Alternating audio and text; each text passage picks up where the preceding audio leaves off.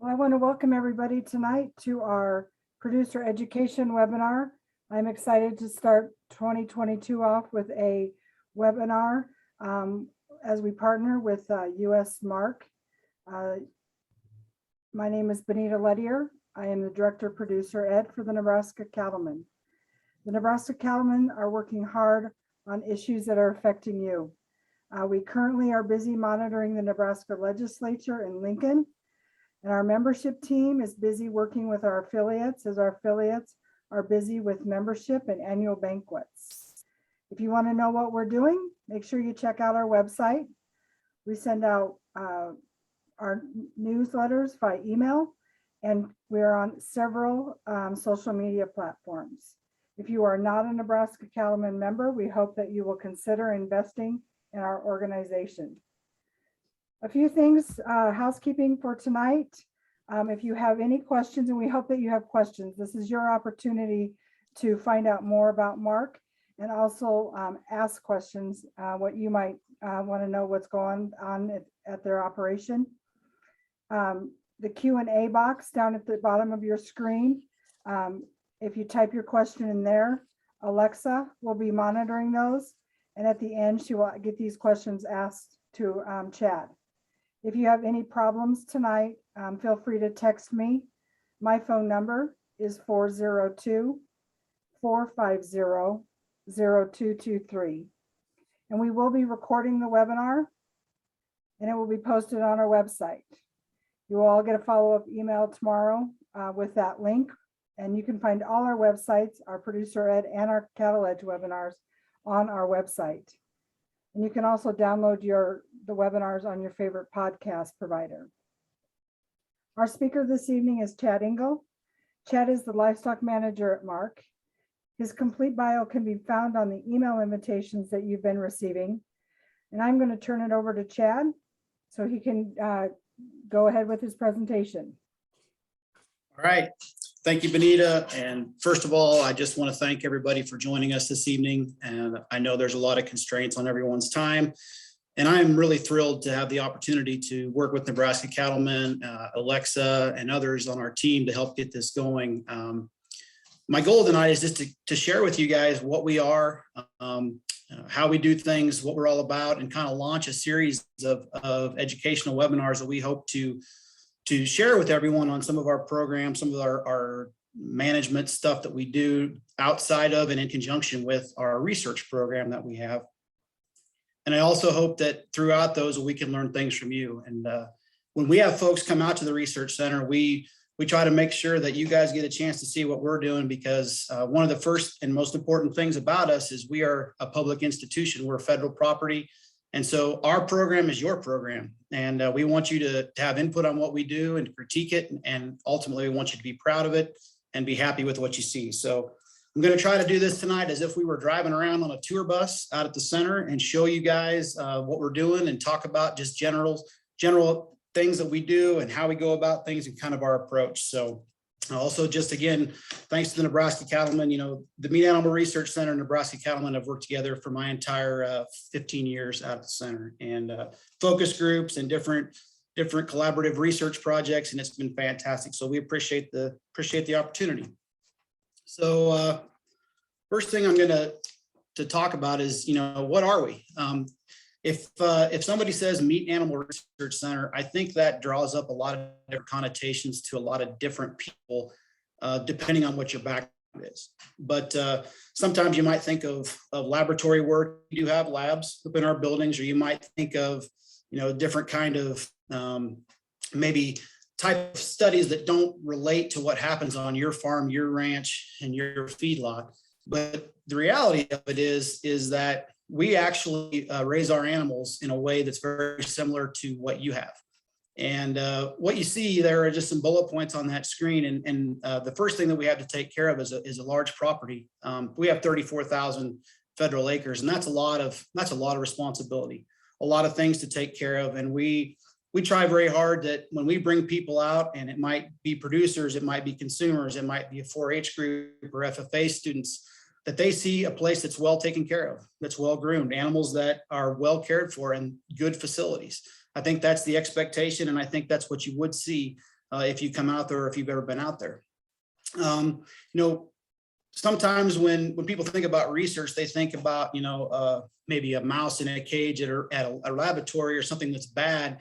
And our cattle are out in the same production environment as everyone else's. And so that's one of the things that you would see when you come out there is they're raised in an environment similar to what yours is. And that allows us to do research that's pertinent to producers and consumers.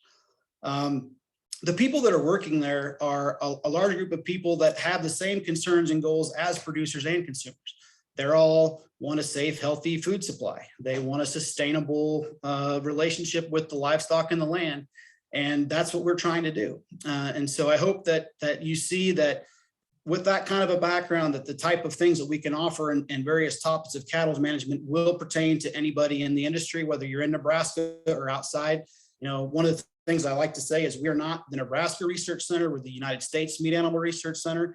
So we have some cattle around and some stuff around that doesn't look like the typical Midwestern animal. We have some ear and some Southern influence and some little bit more exotic cattle, but that's because we have to study from all aspects. And I'll talk about that a little bit more as we get going. So, you might perceive us as a large ranch and feedlot doing research, and that's true, but it's a lot deeper than that. Like I said, whoops, went one too far.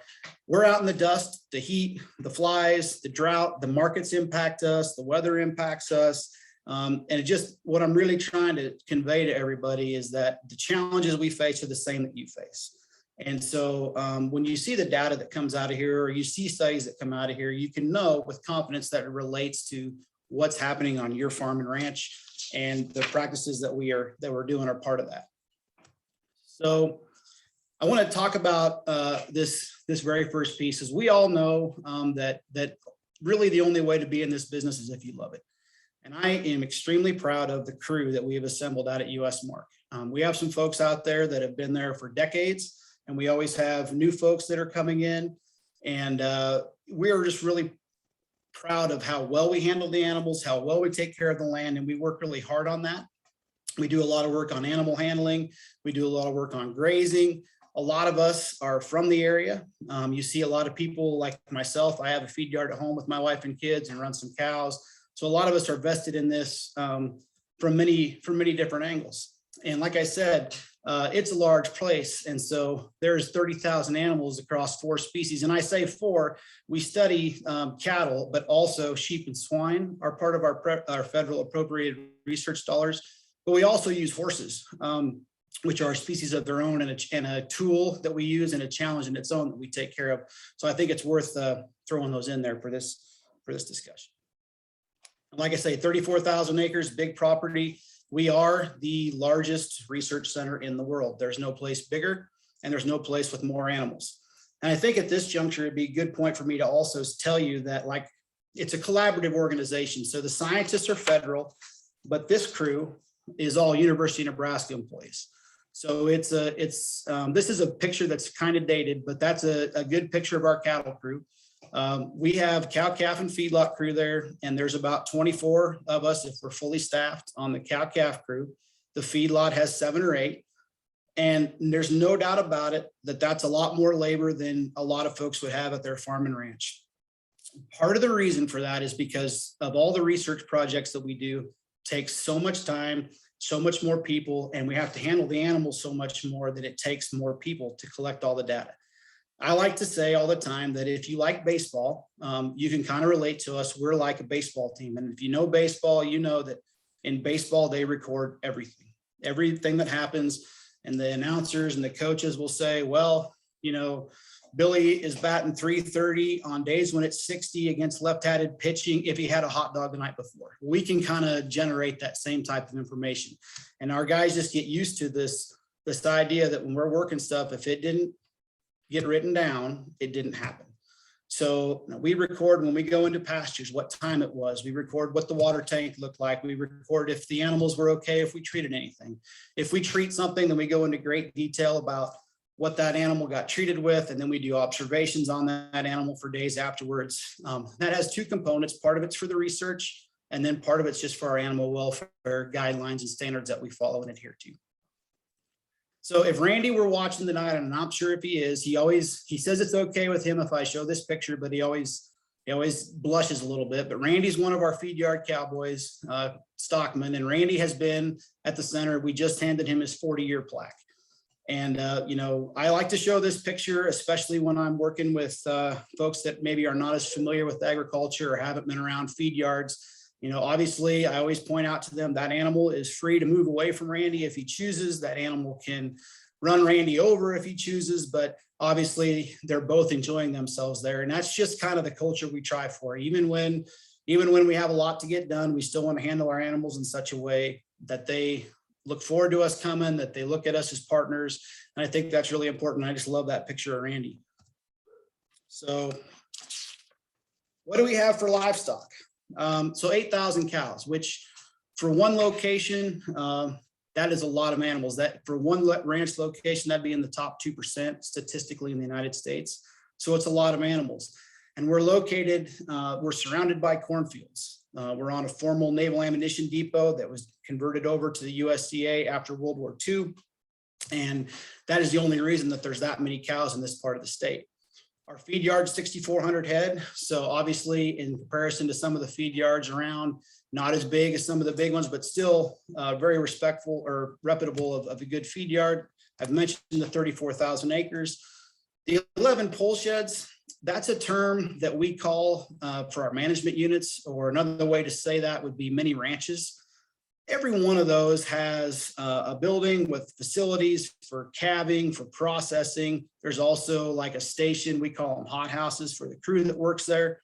Each one of those is going to have a manager assigned to it and a couple of people working there that's home base.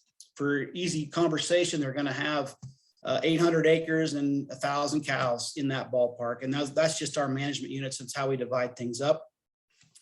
2 feed intake measuring facilities. Those are for doing feed efficiency and different types of behavioral and different feed trials. One of them is up at our feed yard. One of them is at a different area. One is very similar to a lot of folks are familiar with GrowSafe, but ours is an Incentech system, works off EIDs. It's an automated system where we can track animals and eating, and we can split diets and pins. The other one is the old key and open a single gate. We call them Kalen gates. And the Usmarc was one of the very first places in the country to have that. And we still have one of the largest Kalen feed intake measuring facilities in the country. So our pastures, 11,500 acres of cool season, 10,860 acres of warm. So we work about half and half, and that it all goes into part of our grazing program to do that. And we also have 2,100, 2,200 acres of irrigated pasture. And so that's our drought insurance. And that's how we kind of manage on and off of droughts. A lot of ranches, when the rain is adequate and the moisture is good and the grass is good, they might buy some more heifers or bring on some more cows or buy some more calves and run them a yearling program. Usmarc is a closed herd. So all the animals that are at the facility were born and they're the only way we bring in outside genetics for the most part is through AI. And so if we have a drought year, if we depopulate, it's very, very difficult for us to repopulate. We would have to do it slowly and over time. And as you all can know from your businesses, if you're around them, the financial impacts of that are devastating. And so we have our irrigated pastures so that we can have a guaranteed source of grass to go to. And we also have a lot of irrigated cover crops that we go to. So our farming operation is about 7,000 acres, and we raise almost enough corn to get us through every year, which is about 340,000 bushels. We also have about 12,000, 15,000 bales of hay that we raise.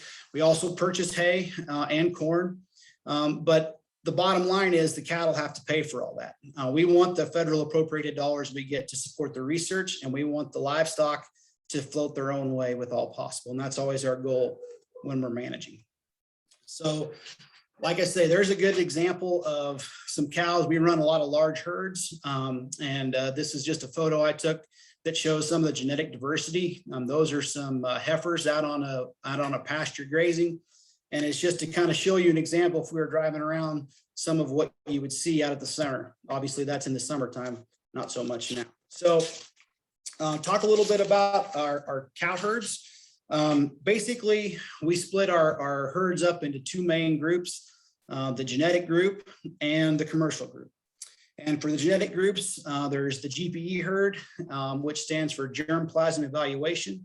This is the oldest study at the research center. One of the beginning studies goes back to some of our scientists, Dr. Larry Cundiff. Now it has Dr. Larry Keene, Dr. Mark Tolman, Dr. Warren Snelling, and others on there. And basically what this is breed evaluations on 18 different breeds at this time. It has grown and shrunk over the years. There's hardly a breed of cattle in the United States that at one point hasn't been evaluated by GPE, but that's one of our biggest labor challenges from our side, from the livestock caretaker side, is executing at GPE, because we have to manage everything the same. So if you want to compare an Angus heifer to a Charolais heifer and see which one weans a bigger calf, or which one is more fertile, which one has more pounds at the end of finishing, they have to be on an equal playing field. And that might sound easy, but it's hard to manage. There's about 3,000 cows in that project, and it's hard to keep them all on an equal playing field, and we work hard at that. On that breed of cattle, or on that project, I should say, and really on everything, we truly do study and measure and track everything from conception to consumption. So there's even a meat quality and safety unit at the research center that's actually pretty famous. We even take some of those cattle and do kind of different directions with them and see if there's a genetic component or a breed component to disease resistance.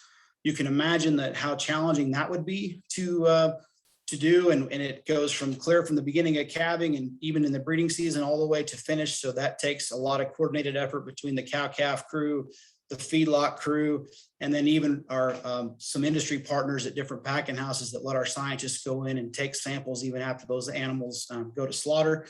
Also, at this point, should mention we do have a very small abattoir or our own slaughter facility on center, but we can't handle more than 4 or 5 head a day. So we do use that for sometimes that's just for really specific samples that are needed that would not be really very feasible to take at a large commercial facility. We do those on-house, or in-house, excuse me.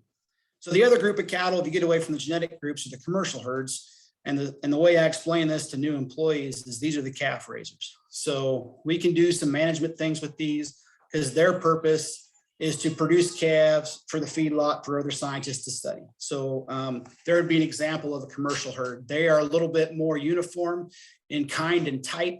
And this would be a group of our Angus cows, which are part of our commercial herd out grazing. And they're just designed to make calves. So if a meat scientist or somebody looking at environmental aspects in a feed yard or elsewhere needed 500 head of steers that were the same to do it on, we would bring them out of this commercial herd. This is also an important herd for us in terms of balancing budgets and making the cash flow work. So what do we do to get all this done? Basically, I would tell most of our new employees that there's about 2 things that happen at the research center. It's either an experimental outline or it's a standard operating procedure. And we don't really have much that's outside of those realms. So it's part of just some basic stuff that we always do is we always at calving time, tag everything within 24 hours. We're out there with these little pen tablets and it's recorded and goes straight to our enormous database, recording all of those kind of different things. And like I said, on GPE, we have to be careful that we have handled all those calves the same, tag them in the same type of window, approach it in the same way. And so that we're not impacting any of the research by how we're handling them. And that's part of the reason why we work with a lot of different trainers that come in. And we work a lot with production animal consultants, Tom Hofstinger, Kip Lucasavage, Cheryl. They're out at our place a lot. We work with our crews to train on how to approach a baby calf and tag it in such a way that we're not going to get the mom upset and we're not going to disturb the calf, and that we can not have an impact on the research and not have negative impacts on handling those animals. And obviously that would be applicable to everybody. I mean, we all want to do that when we're tagging our calves at home on our ranches.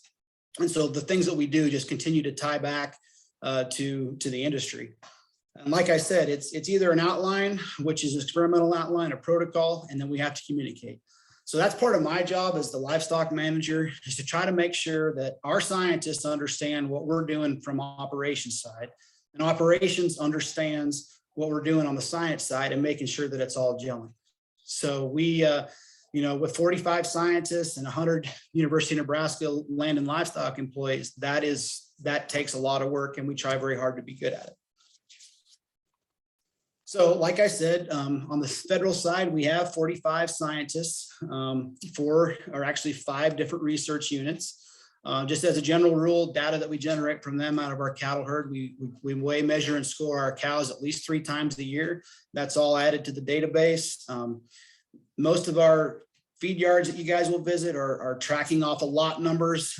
We actually have individual EID tags in all the cattle, and even in the feed yard, rather than have one lot number per pen, we keep track of all of those animals individually, which makes the database a little bit more challenging to manage. Even as simple as like feeding software to track our feed, nobody is set up commercially for individual animals. They are all set up for lot numbers and pens. So it's the kind of stuff that we have to work kind of hard to get done. But it does go to our database, and our database goes back to the beginning of time, or in other words, the beginning of the center. And one of the challenges with that is just being consistent, making sure that the generation of folks that are working out here with us now understand the way things were coded when it began, so that you can look at things over time. And that takes a lot of focus and effort.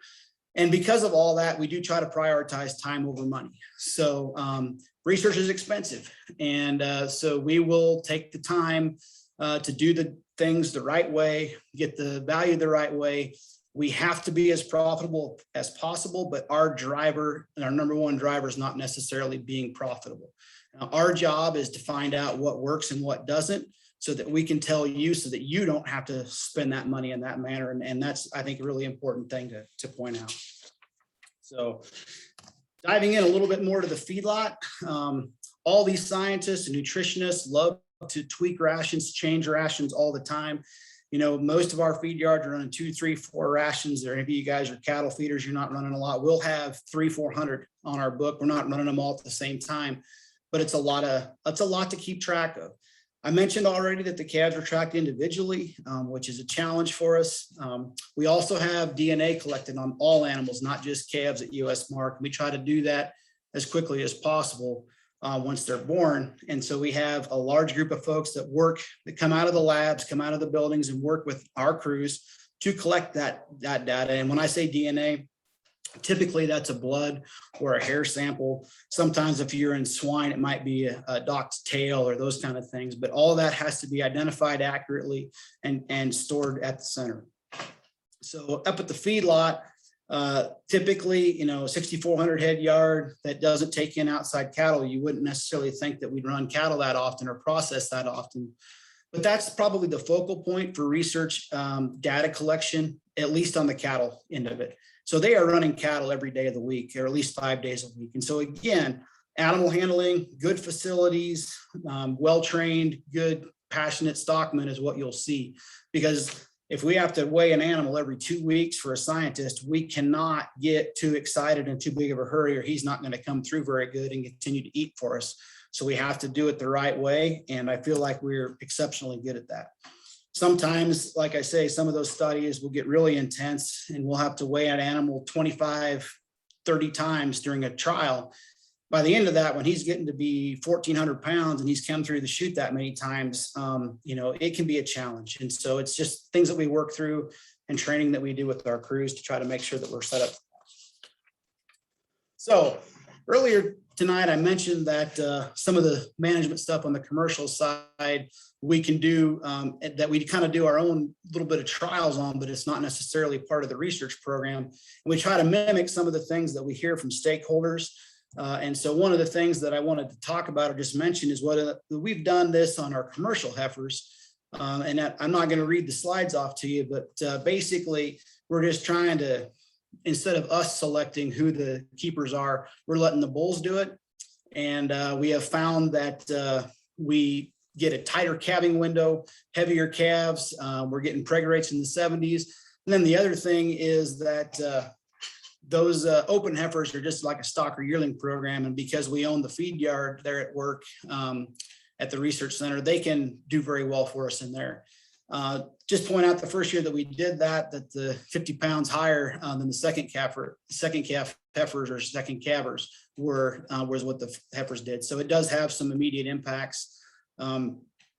Some of the other just things we've done since 2010, back in 2009, 2010, our cow herd was just about 6,500. We have raised that to just over 8,000. And at the same time, we've decreased the amount of harvested feeds, hay, silage, and those kind of things by 40%. So you can imagine what a big profit driver that's been, or how much more freedom that's given us on the research side. And we've done that through infrastructure investment, more water sites out in the pastures, more temporary fencing, more permanent fencing, and a lot more training and education to our guys on how to graze a property efficiently and get the most out of the land without having a negative impact on the land. And that has allowed us to be really successful.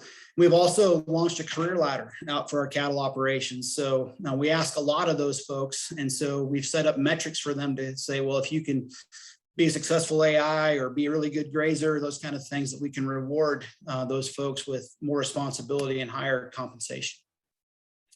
So as we move forward here into the end, we're trying to make sure that you guys know that we're going to be showing some more of the stuff that we do. We have some videos planned on body condition scoring, on calving season, on things that we do to get cows ready for breeding, on our grazing program that we talked about, and then some of the weeding. So we look forward to showing you guys those things and look forward to working with you in the future. This is the last slide that I have, and I just want to close by saying I took this picture because what you're seeing there is calves that have been in the feed yard, believe it or not, less than 48 hours. And what you see at the bunk line there is on the left-hand side of that picture. And you see all those calves up towards the bunk. They're not pacing, they're not bawling, they're comfortable, and they're bedded down up towards where we want them to be, the waters and the feed bunks. And that is just done with work on animal handling, animal training, and just some example of one of the things that can be done. So with that, I will close out of my presentation here and see if there's any questions that I can answer. I appreciate everybody listening. I hope you garnered something, and happy to answer if there's anything I can answer for you.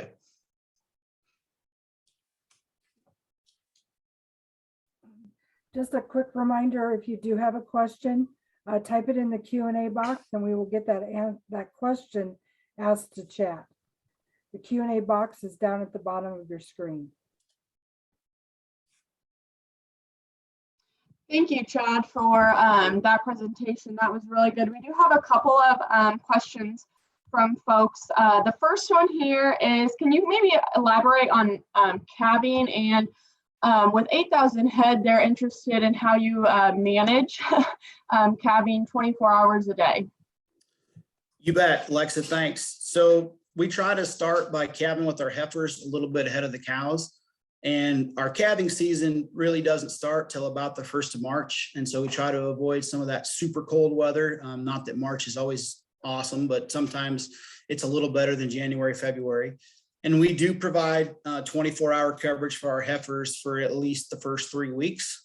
Our cows will start calving that first part of April. And with our 28-day breeding program on a lot of the commercial heifers, at least, the majority of those calves have already hit the ground, and we're able to spread our labor out a little bit more and start calving cows. And at that point, if the weather allows us, we'll typically stop our 24-hour day calving, and we'll go like running 3 shifts throughout the day. First shift coming at 5, 6 in the morning, and second shift coming late morning and run into late afternoon. And then it's often a third shift coming and running a late afternoon to later the night, 10, 11 at night. So we'd run it through those different management units. When we calve heifers, everybody has to go help. And then once the heifers are kind of done, we spread everybody back out to their home pull sheds and take on the cows. That's great. Thank you. Another question that we've gotten is, who would be a good contact if you wanted to validate a product for cows or yearlings?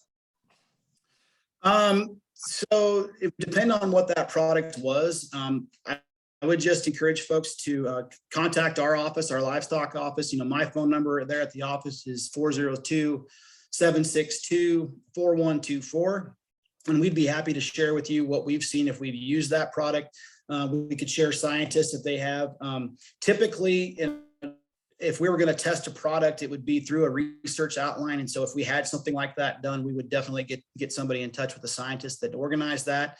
And also, Alexa, you often can probably point them in the direction where those publications would be and where they could find those too. Yes, that would be correct. Another question here we have is, how do you select breeds for the research side, and do you have the ability to add more? So for the research side, from the operations end, from me and my team, we often don't select the breeds. We do get to have a little bit of input, I should say, on how they're mated. But if you're talking like wanting to get another breed added to the GPE evaluation and make that 18 breeds go to 19, we would need to get you in touch with those scientists that run that program. And I would say that they would be interested in talking to you, especially if, you know, you're a producer that would have access to straws for AI that we would be able to acquire from you that we could use on our cows to start that evaluation. But obviously that would be up to those scientists. And again, that'd be Dr. Larry Keene and Dr. Mark Tallman. If you call into our office, we could be happy to get you their phone numbers. I can't tell you those off the top of my head, but could certainly get you in touch with them.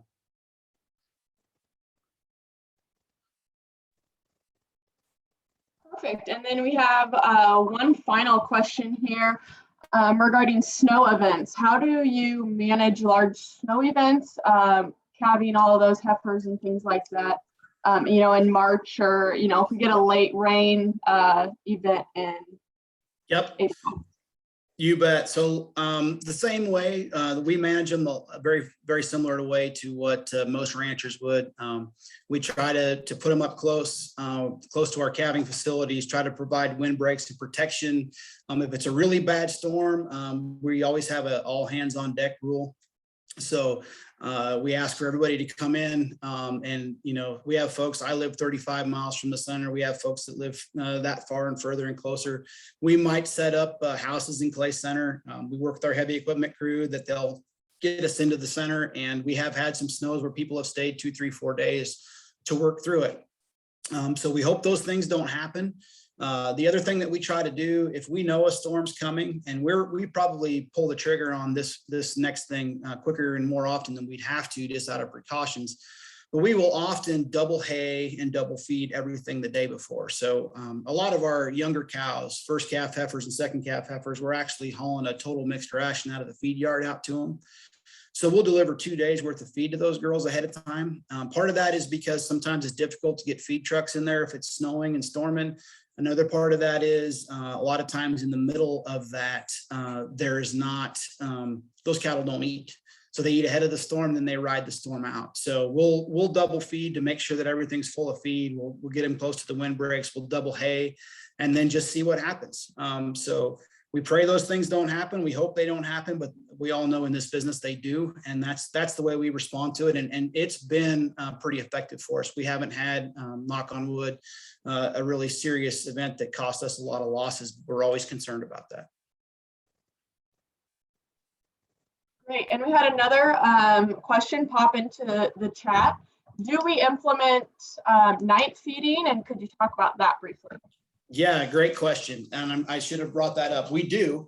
We just kind of do it on the heifers and young cows. Like I mentioned before, and those are the ones that we're feeding from the feed yard or with the feed trucks, total mixed ration. And what we do is we do have a guy that's out there at night, kind of a night watchman, making sure everything's okay. And we have our monk lines and those younger animals fenced off. So we feed them with our feedlot crew during the day. And then we have our night watchmen go out there 7, 8 o'clock at night and open those fences up and open those gates and let those heifers come in and eat.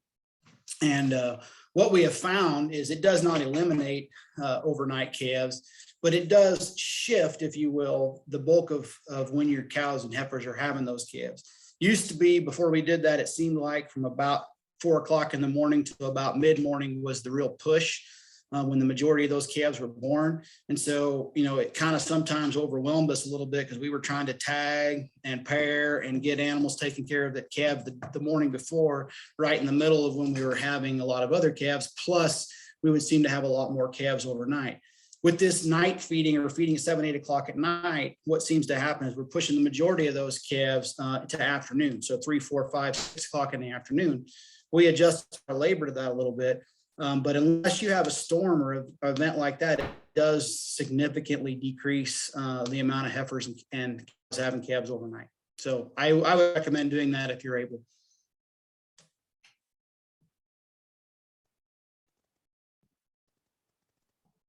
Great.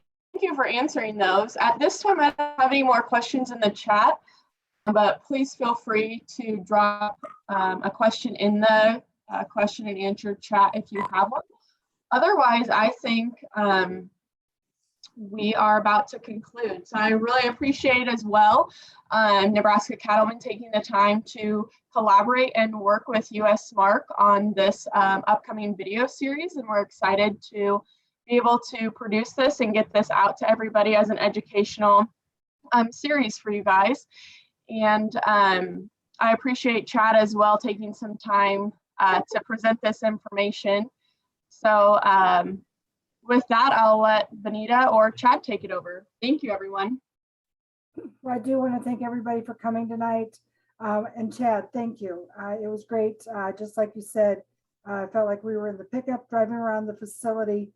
You always do an awesome job sharing what you guys do. You're always open to sharing with our producers what's going on out there and the things that you're doing. And so it was a great presentation this evening. Well, thanks, Benita, and thanks to everyone for listening, and just really appreciate the opportunity to share with you guys. And I hope, especially when COVID ever gets kind of behind us or we get past it a little bit, that people come back out, and we'd love to show you firsthand what we're doing. And really just thanks to the Nebraska Cattlemen and to everybody for being part of this evening. It's a real thrill for us. Thank you very much.